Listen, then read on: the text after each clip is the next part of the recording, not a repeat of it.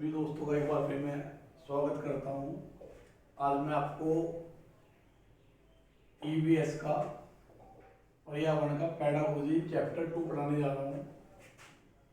लगभग मैंने आपके पर्यावरण विषय लगभग समाप्त कर दिया है और आज लगभग पर्यावरण की पेडागोजी भी पूरी हो जाएगी। कुछ लोग कल रात के टेस्ट में पूछ रहे थे कि सर हमने जो पोचमपल्ली गांव पढ़ा है वो आंध्र प्रदेश में पढ़ा है। अब मैं आपको बताना चाहता हूं दोस्तों कि आंध्र प्रदेश स्टेट के 2014 में दो हिस्से कर दिए गए, यानी दो राज्य बना दिए गए हैं, एक आंध्र प्रदेश एक तेलंगाना। तो पहले जो पोचमपल्ली गांव आंध्र प्रदेश में था और वो तेलंगाना में आ गया। ठीक है, चलिए शुरुआत करते हैं अपनी पेडागोजी चैप्टर 2 की।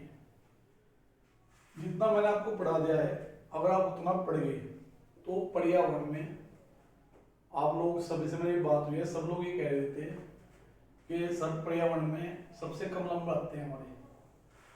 अगर आप जिस ढंग से मैं पढ़ा रहा हूँ ढंग से आपने पढ़ लिए तो आपका स्कोर 25 तक कोई नहीं रोक सकता। बस आप लोगों को समझना है कि मैंने आपसे क्या समझा है।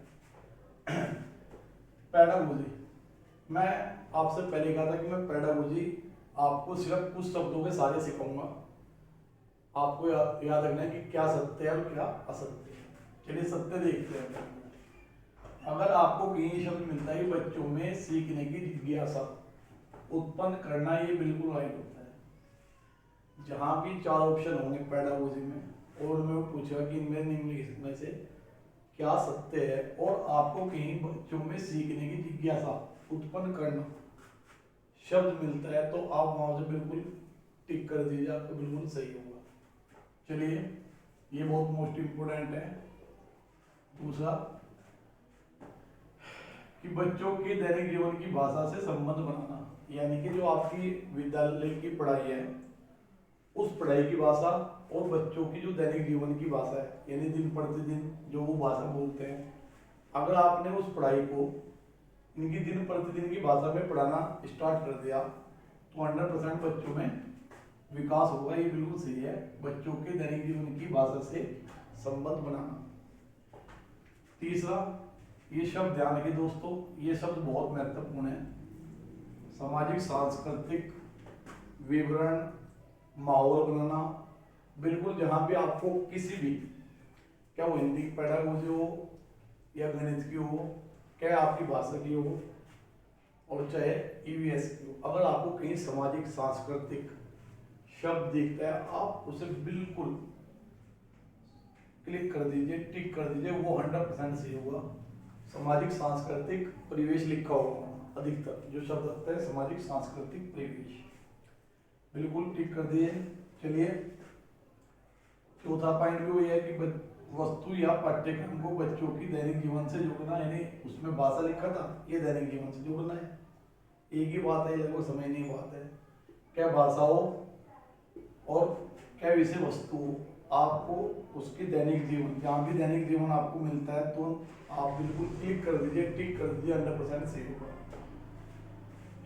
पांचवा पॉइंट, बच्चों के दृष्टिकोण को स्वीकार करना व सम्मान देना। आपसे पूछेगा कि एक शिक्षक को अपनी कक्ष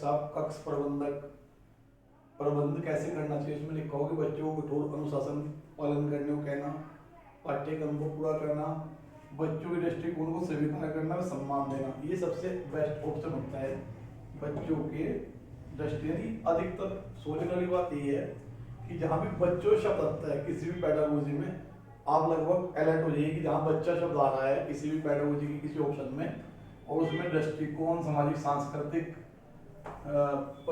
परिवेश या दैनिक जीवन की भाषा संबंधित करना, लगभग वही सही होता है। बस आप लोगों को क्लिक करना है, समझना है कि बच्चा शब्द ढूंढना है पहले, उसके बाद ये शब्द दृष्टिकोण, सामाजिक सांस्कृतिक, दैनिक जीवन, जिज्ञासा उत्पन्न करना, लगभग ये सही।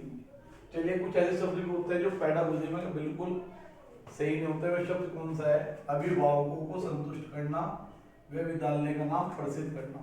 अगर आपको पढ़ाने का तरीका, मतलब इसमें कहा गया है कि अगर आपके पढ़ाने में कुछ ऐसा है कि आप बच्चों पर ध्यान ना देकर उनके माँ बाप को संतुष्ट करने में लग रहे हैं, या सिर्फ आप ये चाहते हैं कि आपके विद्यालय नाम प्रसिद्ध हो, तो ये बिल्कुल गलत है, ये बिल्कुल सही नहीं है। जहाँ पे आपको कहीं विभाग शब्द दिखे, आप लगभग ये मान चले वो गलत है। विभाग का कोई रोल नहीं होता विद्यालय में। विद्यालय में सिर्फ छात्र का और शिक्षक का ही रोल होता है। चलिए, मैंने आपसे पहले कहा था पॉइंट नंबर 2, पुस्तक व परीक्षाओं पर बल देना, ये बिल्कुल गलत है। अगर आप बच्चे की जगह पुस्तक या वह परीक्षाओं पर ध्यान देंगे तो जाहिर सी बात है कि बच्चा आपसे छूट जाएगा और आप इन्हीं परीक्षाओं पर ध्यान देते रहेंगे। तो जहाँ पे आपको परीक्षा शब्द मिलेगा हमेशा गलत होता है। किसी भी पेडागोजी में, किसी भी सब्जेक्ट में परीक्षा शब्द ध्यान देखोगे, समझ लीजिए आप गलत है। चलिए, पाठ्यक्रम को समय पर पूरा करना या कक्षा कक्ष प्रबंधन करना, ये भी गलत है। आपको बिल्कुल भी ना आपको इस बात को ध्यान देना है कि पाठ्यक्रम समय पूरा हो, और ना ही ध्यान देना है कक्षा कक्ष प्रबंधन सही हो। फोर्थ, विभिन्न व्यवसायों के लिए छात्रों को प्रशिक्षित करना। व्यवसाय नहीं, बिजनेस। किसी पढ़ाई को जिससे किसी छात्र को बिजनेस के लिए तैयार करना नहीं होता, बल्कि उसकी मानसिक, शारीरिक तथा आध्यात्मिक क्षमताओं का विकास करना होता है। तो ये भी लगभग गलत है, यानी जहाँ व्यवसाय होगा 100% गलत होगा। अंतिम पॉइंट, मानक चार्ट बनाना या वाद विवाद प्रयोगता। जहाँ भी आपको कहीं वाद विवाद प्रयोगता या मानक चार्ट दे देगा, समझ लीजिए ऑप्शन गलत होगा बिल्कुल। अब मैंने आपको पढ़ा दिया है। एक इसका वीडियो हो गया पेडागोजी का, ईवीएस का, मैं आज करा दूंगा आपको। लगभग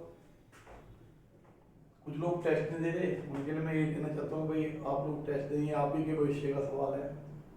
मैं तो अपने से पूरी कोशिश कर रहा हूँ। कल से मैं आपको साइकोलॉजी और हिंदी दोनों एक साथ ही स्टार्ट कर दूंगा। हिंदी में 3-4 चैप्टर में पूरा कर दूंगा, और साइकोलॉजी आपका लगभग 18 से 20 तारीख तक, जून तक पूरा हो जाए। उसके बाद में गणित स्टार्ट कर दूंगा। लगभग आज ईवीएस पूरा कर दिया मैंने आपसे पहले कहा था कि मैं 10 जून तक ईवीएस पूरा कर दूंगा।